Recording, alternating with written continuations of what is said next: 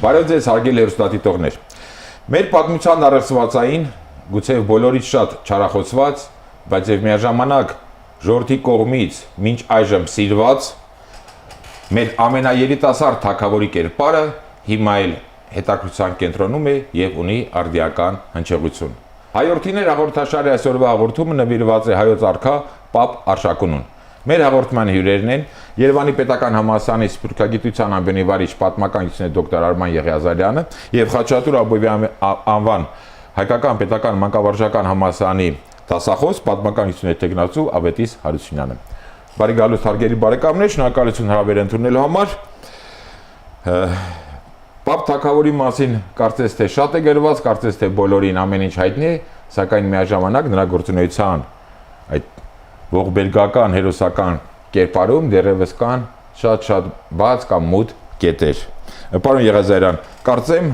17 տարեկան հասակում նա հաջորդեց իր հորը Արշակ II թագավորին, այսինքն դեռևս պատանի երիտասարդ, գիտեք մայրը Փարանձեմ Թագուհիներ Արտագերսի այդ պաշտպանության ղեկավարը եւ մյուս կողմից նաեւ այդ պապը երիտասարդ պատանի լինելով գահ բարձրացավ կամ թագավոր դարձավ այն ժամանակ մեր երկրի համար շատ ծանր իրավիճակում երկիրը ավերված էր կամ օտար բռնակալության ներքո էր գտնվում Հռոմի եւ Պարսից եւ թագավորը չկար, թագուհին չկար,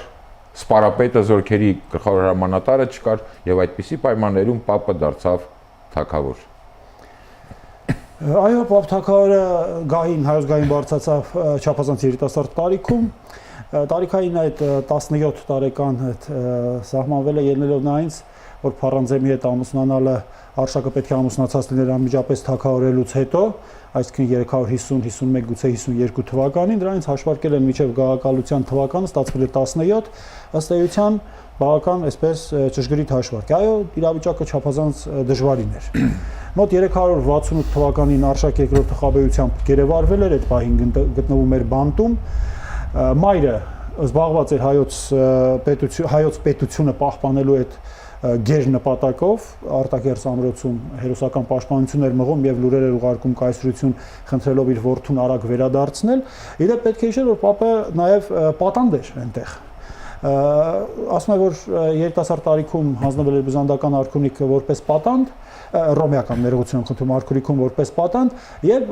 հետաքրիր է այստեղ մի բան, պապը պատկանում են թագավորների շարքին, որոնք այս կամ այն պատճառով իրենց երիտասարդությունը անցկացնելով մեծ պետությունների տարածքում հետագայում դարձել են հզոր թագավորներ։ Երբեմն մեր պատմաբանները ասում են, որ նրանց վրա ազդել է այդ մեծապետական գաղափարական ընկալումը, երբ որ նրանք գալով այլևս չեն կարողացել լինել այսպես լոկալ փոքր թագավորության թագավոր, այլ փորձեն ավելի մեծանալ, ուժեղանալ։ Այդպիսի թագավոր էր Տիգրան Մեծը, գիտեք, պարթևական գերության մեջ, այդպիսի թագավոր էր խալիֆայության գերության մեջ եղած ապագայի Աշոտ Երկաթը։ Գուցե մյուսները եւ ազդել է, բայց պապի պարագայում գլխավոր ազդողը եղել է հայրը եւ մայրը, Արշակը եւ Փարանձեմը։ Բայց բոլոր դեպքերում նրա այսպես շարժման, հա, լայնությունը չափազանց մեծ էր։ Ինքը գալով ուրեմն Հայաստան, հետագայում Աշոտ Երկաթն էլ նույն բանին կառնչվի, խնդիրն հետեւյալն էր։ Մայրը գտնվում է պաշարված ամրոցում, հայրը բանտում եւ իր համար երկընտրանք է սկսել պայքարը թե չսկսել։ Մարդկային հարթության վրա սա չափազանց բարդ ընտրություն է։ Պարոն Եղիազարյան, 17 տարեկան։ Այո։ Դեռ 17 տարեկանում կյանք նոր պիտի սկսել մտնել, նա թագավոր է դարձել։ Պապը մտավ Հայաստան, դեռ որևէ գործունեություն ըստ էության չհասցնելով ծավալել, արևմուտքից որոշ գավառներ արդեն ձեռքը վերցեց, մորը տանջամահարեցին։ Ձիրավի ճակատամարտի շրջանում հայրը ինքնասպան եղավ Անհուշ Բերդում, այսինքն ըստ էության հանուն հայրենիքի պայքարի մեջ մտնելով ինքը կարելի ասել Փավստոսյան են հայտնի խոսքով զոհաբերեց թե հորը եւ թե մորը հանուն հայրենիքի։ Այսպիսի գերհերոսական ենթահողի վրա գալով թագավորական թագի պարզ է որ նա պետք է ձեռք առնել բոլոր հնարավոր միջոցները հայկական պետության հզորացման համար։ Շնորհակալություն, պարոն Հարությունյան, փաստորեն, ինչպես պարոն Եղիազարյանը նշեց, այդ նման իրավիճակում եւ երկիրը լինել չլինելու այդ օրասական վիճակ այդ հանդիման էր գտնվում, հարկավոր էր մեր երկրին իսկապես կամային եւ ուժեղ հատկանիշներով օժտված առաջնորդ եւ փառք Աստծո բարեբախտաբար նման առաջնորդ եղավ մեզ համար պատանի երիտասարդ պապը 17 տարեկան եւ կարող ենք շեշտել որ եղավ նաեւ իր հոր Արշակ II մեծի արժանի ժառանգը։ Եվ իհարկե հաղորդման ընթացքում նրա բոլոր այդ գործունեության տարբեր այդ ճյուղերը ոլորտները կանդրադառնանք այդ ամենին, սակայն մինչև այդ արտաքին կոնկրետ քաղաքականության ոլորտում Պապը ձգտեց հնարավորինս լինել ինքնուրույն։ Այն ժամանակվա երկու մեծ տերություններից Արևմուտք Արևելք, Հռոմից եւ Պարսկաստանից։ Ինչքանով դա նրան հաջողվեց։ Ուրեմն Կրկին հաշվի առնելով, որ նա երիտասարդ էր, անփորձ էր, Այո։ պետական կառավարման այդ որևիցե փորձ չուներ փաստորեն։ Ուրեմն Պապ Թագավորին, ինչպես Խորենացին ասում է, այդ առույգ պատանուն վիճակված էր մեծ առաքելություն։ Մեծ առաքելություն այն առումով, որ Պապի օրոք հայոց պետականությունը գտնվում էր կործանման եզրին։ Որպեսզի մենք պատկերացնենք, թե ինչ վիճակ էր 368-69 թվականներին Հայաստանում կատարյալ քաոս էր տիրում։ Պաշարված էր արտագերսը, անձամբ Հայաստան էր եկել Շապուհը, Վահան Մամիկոնյանի, Մերուժան Արծրունու հետ միասին։ Հայաստանի բոլոր նշանավոր քաղաքները նրան գրավել էին, քարուքանդ էին արել, Վանը, Նախիջևանը, Արտաշատը, Վաղարշապատը, Բագարանը, Երևանդաշատը եւ այլն։ Ուրեմն Զարեհավանի հրապարակում Շապուհը փղերի ոտքերի տակ սպանել էր տալիս տղամարդկանց եւ կանանց, ջայլ աղջիկներին պղծում էր, նախարարներից շատերը թողել հեռացել էին Հայաստանից, կատարյալ քաոսային իրավիճակ էր։ Եւ ահա այս իրավիճակում հայտնվում է այդ առույգ պատանին, Պապ Թագավորը, կարծես թե երկնքից իջած մեսիա լիներ եւ կարողանում է իր շուրջը համախմբել սպարապետ ուրեմն Մուշեղ Մամիկոնյանին եւ մյուս նախարարներին եւ կարողանում է հետ բերել հայոց պետականությունը կործանումից ու ստեղծել մի պետություն, որը զերծ կարող էր լինել Հռոմի եւ Պարսկաստանի ազդեցությունից։ Հիշեցի պարոն Հարությունյան, Նժդեյան այդ վճռական մենակի բարոյականով օժտված, կարծես թե հենց Պապին բնորոշ բնութագիր է։ Որպեսզի ավելի կոնկրետ լինի իմ ասածը, ես մի քանի այսպես դիտարկումներ ներկայացնեմ, ուրեմն առաջինը Պապը կարողացավ փրկել հայոց պետականությունը կործանումից, սա մեկ, ամենակարևոր փաստարկն է։ 3 ճակատամարտերում 370 թվականի Ատրպատականի ճակատամարտում, 371-ի Ձիրավի ճակատամարտում եւ հավանաբար 71-ի Ձիրավին առանձին այդ ճակատամարտերին առանձին կանդրադառնանք եւ ուրեմն Գանձակի ճակատամարտերում նա կարողացավ հաղթականորեն ավարտել իր հաղթանակներից հղպացած այն ժամանակվա խոշորագույն գահակալներից մեկին Շապուհ II-ի նկատմամբ հաղթանակներ տոնելով ավարտել հայ ժողովրդի 7-ամյա պայքարը, որ սկսել էր 364։ Այդ ժամանակ արդեն նոր 20-ը լրացել էր, չէ՞ նրա։ Տարիքը ճիշտ ասած պարզ չի։ Լավագույն դեպքում։ Լավագույն դեպքում 20 տարեկան է։ Լավագույն դեպքում։ Սա առաջին, երկրորդը Պապին հաջողվեց վերականգնել հայոց թագավորության տարածքային ամբողջականությունը։ Մեր պատմիչները նույնիսկ նշում են, որ մի թիզ հող անգամ նա չթողեց շնամու ձեռքը։ Այսինքն բոլոր ուղղություններով նա կարողացավ Մուշեղ Մամիկոնյանի հետ միասին վերականգնել հայոց պետականությունը։ Երրորդ կարևոր դիտարկումը, որ նա Հայաստանից դուրս հանեց պարսկական եւ հռոմեական կայազորները, մենք չմոռանանք, որ հենց Հռոմի օգնությամբ էր նա եկել իշխանության գլուխ, Հռոմը ճիշտ է մի փոքր զգուշավոր քաղաքականություն էր վարում, 300 Հռոմի օգնությամբ էր եկել, բայց ամենևին Հռոմի ձեռքին խաղալիք չդարձավ։ 363-ին Տուրայի հաշտության պայմանագիրը ամոթալի դաշինքը որ կնքվել էր, դրանից հետո Վաղեսը զգուշանում էր Պապին ճանաչել որպես հայոց թագավոր, 370-ի նոր ճանաչեց, բայց այդուհանդերձ Պապը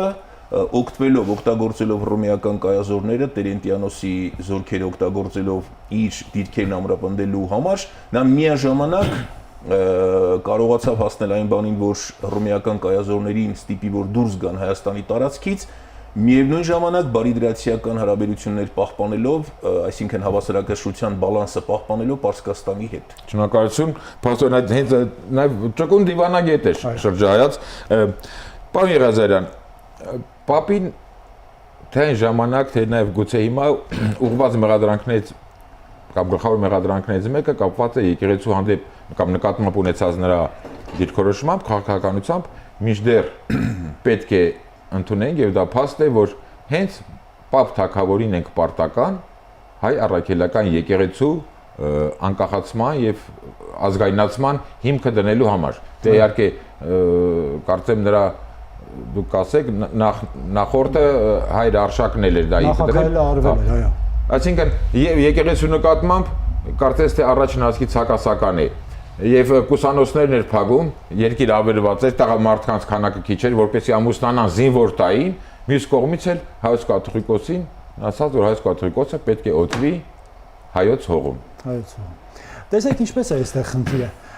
Մենք երբեմն փորձում ենք հակադրել բաներ, որոնք հակադրելի չեն։ Հաճախ թե Արշակ II եւ թե Պապի գործունեությունը հակադրում են եկեղեցուն։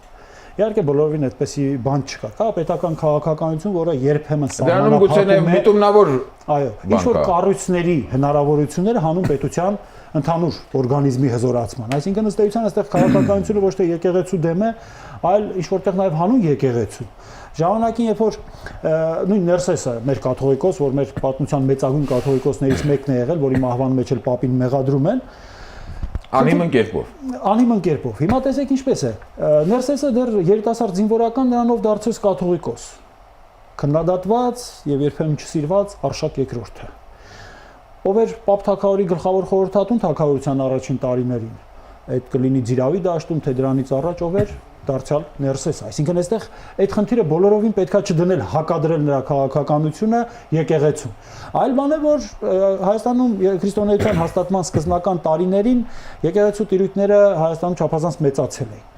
Եվ դա որպես կանոն ծնել էր մի երևույթ, որի դեմ սկսեց պայքարել Պապը։ Խոսքը եկեղեցական մանր հողատիրության մասին է։ Ուրեմն հատկապես գյուղերում Փաստորեն հենց դրա վրա էլ շեշտում էր, ասում են հողը վերցնում էր, ոչ էլ վերցնում մայր եկեղեցուց, վերցնում էր գյուղական եկեղեցական տարածքներից։ Ըստ որում ինչպես էր այնտեղ։ Եթե մեկը ասենք երեց էր այնտեղ, կամ քահանա, նրա ազգականներն էլ բանակ չէին գնում։ Շուտ հողային կալված կար, որի վրա ուրեմն որը տիրապետելով ապրում են եւ բանակ չէին գնում։ Պապը այդ հողերը վերցրեց։ Տեղական թողեց երկու քահանա ամեն գյուղում։ Մնացածներին նրանց ազգականներ, չգիտեմ, այլ ծառայակիցներ բոլորին ուղարկեց բանակ։ Սա բոլորովին այլ խնդիր է, այսինքն այստեղ հակաեկեղեցական ոչինչ չկա։ Երկրի պատերազմի մեջ էր հարկավոր էր բանակ ստեղծել։ Մյուս կարևոր պետք է զորակոչ լիներ։ Հայոց եկեղեցին Կեսարիայից, որտեղ օծվում էին կաթողիկոսները, այսպես ճակերտերով ասեմ, անկախանալու կարիք ուներ։ Եվ մեր պատմության մեջ այդ լավագույն հայր եւ որդիները Արշակը եւ Պապը գնացին հայոց եկեղեցին բացարձականապես անկախացնելու ճանապարհով։ Առաջինը Արշակն էր, որը ճիշտ է փոքրաթիվ եպիսկոպոսների մասնակցությամբ, բայց հայոց կաթողիկոս Հայաստանում առանց Կեսարիայի հայրապետի օրհնության օծեց Չունակին։ Հիմա կգա Պապը եւ նույն կերպ կկոծի հայոց կաթողիկոս Հուսիկին։ Այսինքն մենք կտեսնենք, որ այստեղ կա հայոց եկեղեցին անկախացնելու խնդիր։ Եվ նրանք գնում են դա, եւ եկեղեցին բոլորովին դեմ չի գնալու։ Այո, եւ եկեղեցին դրան բոլորովին դեմ չի։ Այն պատմիչները, ովքեր հատկապես Բուզանդը, ով քննադատում է Պապին, արիպես որ դրա համար չի քննադատում։ Թե եկեղեցին կողմ է դրան, Պապը, Արշակը, եւ շատ բաներով գուցե եկեղեցու ինչ որ գործերին վնասել են, ես չգիտեմ, վստահել չեմ, բայց բոլոր դեպքերում շատ բան արել են հանուն հայոց պետության եւ նաեւ հանուն հայոց եկեղեցու։ Մյուս խնդիրները ածանցյալ են։ Գուցե եղել են ինչ-որ դեպքեր, որի հետևանքով նրանք քննադատել են։ Բայց այդ ամեն ինչը իջիկ է դառնում նրա այս դեպքում Պապի կատարած հսկայական գործի դիմաց։ Իհարկե, օտար հողում, հայոց հողում կաթողիկոսի արդեն օծումը կամ եկեղեցու այդ անկախացումը, ազգայնացումը, հայացումը միանշանակ բխում էր մեր երկրի այն ժամանակվա մեծ հայքի շահերից։ Այո։ Պետականության ամրապնդման շահերից։ Բացարձակապես այդ շահերից էր եւ Պապը դեպի դա էլ գնում էր։ Այլապես եթե նա հակաեկեղեցական գործունեություն ծավալելիս լիներ, հայոց կաթողիկոսական գահին Արշակը Ներսեսին չէր բերի, ինքն էլ Հուսիկին երկու նվիրված եկեղեցուն եւ ազգին նվիրած մարդկանց չէին բերի, այլ կբերեին ինչ-որ ենթակա մարդկանց, ովքեր եկեղեցու ոչինչ չէին արել, բայց նրանք բերում են ուժեղ հայրապետեր, կնշանակի դրա կարիքը կար եւ եկեղեցին էլ դրան կողմ էր եւ երկրորդը ըստ էության չեն խաթարում են ինչ որ եկեղեցին լավ բան անում էր երկրում ճիշտ է ասում են թե Պապը որոշակի ազատություններ էր տվել այնտեղ կանանցից բաժանվելու ազատություն բան բայց դա գալիս էր դրա Արշակից եւ չեմ կարծում թե սա այսպես բացարձակ երևույթ էր պարզապես մարդկանց ճիշտ է 4 դար է ճիշտ է ֆեոդալիզմի վաղ փուլ է եւ այլն ամեն ինչը կա բայց մարդկանց ազատություններով այսպես ասենք օժտելու առաջին քայլերից մեկն է ընդհանրապես հայոց համաշխարհային պատմության մեջ եթե ուզում եք բաժանվեք, այս թույլտվությունը տալիս են։ Եկեղեցին սրան կատեգորիկ դեմ։ Բայց պարտադիր բանակում եկեք ձեր զինվորական ծառայությունը կատարեք եւ հարկերը բանակում պետք է ծառայեին բոլորը եւ հանուն պետության համապատասխան ձեր հարկերը մուծեք։ Եվ այդ բանակի հզորացման միջոցով մարդը կարողացավ այո բոլոր հայկական տարածքները միացնել եւ հերիք չի Պապը հանդես եկավ որպես հայոց առաջին պահանջատեր։ Ըստ էության Հռոմից պահանջելով փոքր հայքը եւ հյուսային միջագետքը։ Միջագետ կայոցը։ Այո, այնտեղից Եդեսյաններ 20-21 տարեկան երիտասարդ է։ Այնտեղից Եդեսյաններ պահանջում փոքր հայքից 10 քաղաք, այսինքն ըստ էության նա գալով գայի, դեպի հայկական լեռնաշխարհի ամբողջականությունը վերականգնելու ցանկություն ուներ։ Այնպես որ այստեղ գործում ենք ավելի մեծ բաների հետ, քան այդ մեղադրանքներն են նրա հասցեին։ Ավելի մեծ է եղել, քան իրականում ճանաչում ենք։ Շնորհակալություն։ Պարոն Հարությունյան, բանակից խոս գնաց, կարծեմ Պապի ժամանակ շնորհիվ նա այդ բարենորոգումների, այդ որդեգրած գծի, բանակը հասավ մինչև 100,000-ի, որը այն ժամանակների համար բավականին մոտ 100,000 բավականին մեծ թիվ էր։ Այդ բանակի մասին եւ արդեն ճակատամարտից խոսեցիք, խնդրում եմ դրան զուգահեռ նաև ներկայացնեք Ձիրավի հռչակավոր ճակատամարտը։ Ուրեմն քիչ առաջ նշեցինք, որ Պապ Թագավորի կողմից պետականության վերականգնման գործում կային մի շարք կարևոր նախապայմաններ, գործոններ։ Այդ գործոններից մեկը բանակի վերականգնումն եւ հզորացումն էր։ Պապ Թագավորը երբ որ Հռոմից եկավ Հայաստան, նա ուներ մոտավորապես 10,000-ի հասնող զորաբանակ։ Ատրպատականի ճակատամարտի ժամանակ հայկական բանակի թիվը հասավ 40,000-ի։ Իսկ Ձիրավի ճակատամարտում արդեն հայկական բանակի թիվը հասնում էր 90,000-ի, մոտ 100,000-ի։ Մենք բոլորս էլ գիտենք բանակի կարևոր դերը պետականության պահպանման, արտաքին վտանգի դեմ պայքարելու գործում, այնպես որ Պապը լինելով պետական քաղաքական խոշոր գործիչ, անհողդողդ, այսպես ասենք, դիվանագետ, նա հասկանում էր ինչ մեծ դերակատարություն կարող էր ունենալ բանակը մեր պետականության պահպանման գործում։ Առանց բանակի ձեր նշած նույն այդ մեծ հայքի միավորում, ամբողջացումը եւ այդ պահանջատիրությունը իրականություն չէր կարող դառնալ։ Եվ հետաքրքիր է, որ այս բանակի ստեղծումն էլ կապնվում է մեր պատմության փառահեղ սպարապետներից մեկի, ճիշտ է, անխոցելի հուշկու ուժի տեր Մուշեղ Մամիկոնյանի անվան հետ, կարծես թե նրանք երկուսով, մեկը ռազմական գծով, մյուսը քաղաքական ոլորտում համախմբվել էին, որպեսզի կարողանան արտաքին այդ մարտահրավերների Մեր համար բարեբախտություն էր, որ Պապը եւ Մուշեղը։ Ձիրավի ճակատամարտը քիչ առաջ նշեցինք 371 թվականին մեր զինական արվեստի ամենափայլուն դրսևորումներից մեկն է մեր հայոց պատմության մեջ։ Ճակատամարտ, որը քիչ առաջ ես ասեցի, ուրեմն վերջ դրեց հայ ժողովրդի 7-ամյա ազատագրական պայքարին, որը սկսել էր հայ-պարսկական պատերազմի 364 թվականից սկսած։ Ճակատամարտը տեղի ունեցել Նպատ լեռան մոտ, Արածանի գետի մոտակայքում, Ձիրավի դաշտում։ Պատմիչները նշում են, որ հայկական բանակի կազմում եղել է հռոմեական մի զորաջոկատ, Գորգոնաս զորավարի գլխավորությամբ, իսկ պարսկական բանակում կռվել են աղվանները Ուռնայր գահակալի գլխավորությամբ։ Ճակատամարտում ի հայտ է գալիս հայ զինական ուրեմն ուժի հետաքրքիր որոշ մարտավարական նորարարություններ, օրինակ ճակատամարտի սկզբնամասում հայկական զորքերը այնպես են կանգնում, որ հռոմեական զորամասերին այնպես են կանգնեցնում իրենց առջևում, որպեսզի նրանց սպիտակ վահանները անդրադարձնեն արևի ցոլքը դեպի պարսկական բանակ, այսինքն խոճապային ինչ-որ տրամադրություն ստեղծելու նպատակով։ Նոր տեխնոլոգիա են օգտագործել էլի։ Հա, արծաթափայլ վահաններով արևի ցոլքը անդրադարձրել են հակառակորդի կողմը։ Նշեմ, որ ճակատամարտի նախօրյակին Պապը չէր վստահում Մուշեղին այս ճակատամարտում, մտածում էին, որտեղ նախորդ ճակատամարտի ժամանակ Ատրպատականում Մուշեղը հետ էր վերադարձրել կանանոցը եւ շատ նախարարների մոտ դա դժգոհություններ առաջ բերել, բայց Մուշեղը կարողանում է հասնել այն բանին, որ Պապը նրան վստահի այս ճակատամարտը եւ խորհուրդ է տալիս, որպեսզի Պապը եւ կաթողիկոսը միասին բարձրանան Նպատ լեռ այնտեղից դիտելու Ձիրավի ճակատամարտը։ Ճակատամարտը գիտենք, որ ավարտվում է հայկական բանակի փայլուն հաղթանակով։ Այս ճակատամարտում իհարկե մեծ դերակատարություն է ունենում Մուշեղ Մամիկոնյանը, նա լինելով չափից դուրս հզոր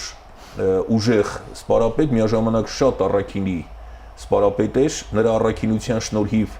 փրկվել է Շապուհի կանանոցը նախորդ ճակատամարտի ժամանակ, իսկ այս ճակատամարտի ժամանակ ուրեմն նա փրկում է Ուրնայրի կյանքը։ Կարող էր կռվի ժամանակ, այսինքն հայ զորավարը ասպետություն է ցուցաբերում։ Չափից դուրս նա կարող էր փրկել Ուրնայրին, որտեղ պատերազմ է, ոչ ոք նրան չէր մեղադրի, բայց հետաքրքիր մի արտահայտություն անում, որ ես սպարապետ եմ, դու թագավոր ես։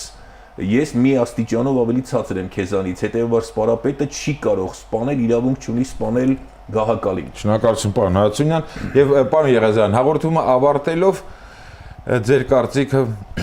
5-րդ դարի մեր պատմիչները մեղմ ասած այնքան էլ բայրացական վերաբերմունք չեն ցուցաբերել Պապի նկատմամբ, մինչդեռ հռոմեացի այդ պատմիչները բավականին բարձր են գնահատել եւ հաղորդման ընթացքում է ձեր շնորհիվ ներկայացվեց Պապի այդ հերոսական հայրենանվեր պահանջատեր կերպարը մի քանի տարի շատ կարճ է թագավորենա, սակայն այդ կարճ ժամանակահատվածում անգամ պատմության մեջ շատ խորը հետք է թողել եւ կարող ենք ասել, որ մեր պատմության ամենից լավագույն թագավորներից է Պապը։ Գիտեք, այստեղ շատ հետաքրքիր է հիշել մի բան։ Փավտոս Բուզանդը, որը Արշակի եւ Պապի հիմնական քննադատն էր, պատմության եւ խղճի եւ ժամանակի դեմ չի մեղանչել։ Ճշմարտություններ է պատմում, որից ակնհայտ է դառնում, որ բոլորին այլ հարթության վրա ժողովրդական ընկալումներում թե Արշակը եւ թե հատկապես Պապը եղել են շատ սիրված եւ նվիրական թագավորներ։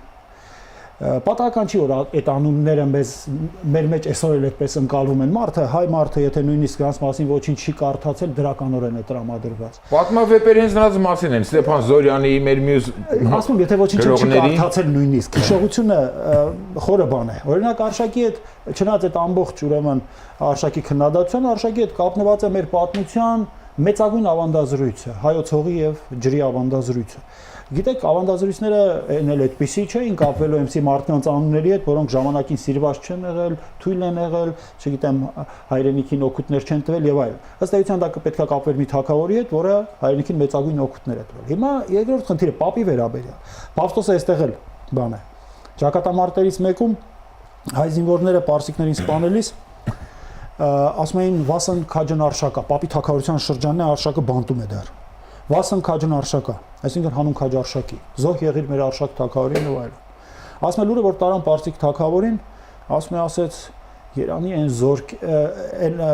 չէ, Երանի այն թագավորին, ում ենթակա է հայոց զորքը, այսպիսի տիրասեր զորք ես երբևիցե չեմ տեսել։ Պապի շրջանն է, Պապի զորքն է եւ այդ տիրասիրություն, որին նույնիսկ նախանձում է Պարսից թագավորը։ Իսկ այսպիսի ավանդազրույցները գալիս են հուշելու եւ համոզելու մեզ, որ իրականում գործ ունենք մեծագույն գահակալների հետ, ինչպես դուք նշեցիք, մեր պատմության լավագույն գահակալների հետ։ Պապը եղել է եւ կմնա մեր ժողովրդի հիշողության մեջ երիտասարդ եւ հզոր թագավոր եւ դա ասված, որ հետագայում մեր թե գիտական եւ թե հարամատչելի գրականության մեջ Պապի անունը ավելի շատ շրջանառվի, ավելի շատ հղումներ անենք այդ մեծագույն այո եւ երիտասարդ տիրակալին, որը իշխելով մի քանի տարի 4, 5, գուցե 6 այդքան տարի կարողացավ այնպիսի խորը հետք թողել մեր պատմության եւ ժողովրդի հիշողության մեջ, որ մինչեւ այսօր նրան հիշում են, նրան մեծարում են եւ մեր հաղորդումն էլ դրա նշանն է։ Շնորհակալություն հարգելի բարեկամներ, թույլ տվեք կրկին շնորհակալություն հայտնել հաղորդմանը մասնակցելու ձեր պատրաստակամության համար։ Այսօր ներկայացրեցինք մեր հայրենակիցներին ամենից երիտասարդ եւ ամենից հերոսական ողբերգական մեր թագավորին, Պապ թագավորին, ով մինչ այժմ եւ այսուհետ սիրված կերպար է լինելու Արշակ երկրորդ մեծի որդին եւ Փարանձեմ թագուհու որդուն։ Հարգելի հեռուստադիտողներ, հայորդիներ հաղորդաշարի այսօրվա հաղորդումը նվիրված էր հայոց արքա Պապ Արշակունուն։ Առայժմ այսքանը ճանաչենք հայորդիներին։